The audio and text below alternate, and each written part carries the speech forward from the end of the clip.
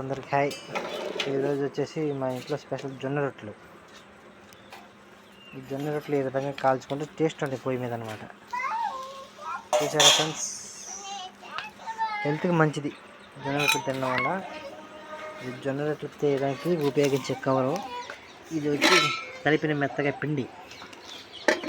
ఇది కొంచెం ఆయిల్ లైట్గా రాసుకుంటే అది తొందరగా పైకి వచ్చేస్తుంది అనమాట.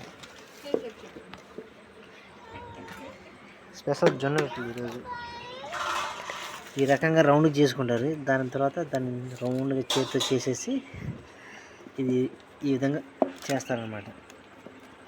ఈ విధంగా చేసుకుంటే రొట్టె వెడల్పుగా వస్తుంది, సన్నగా అవుతుంది. సన్నగా చేసుకుంటే మనకి తొందరగా అరిగిపోతే బాగుంటుంది.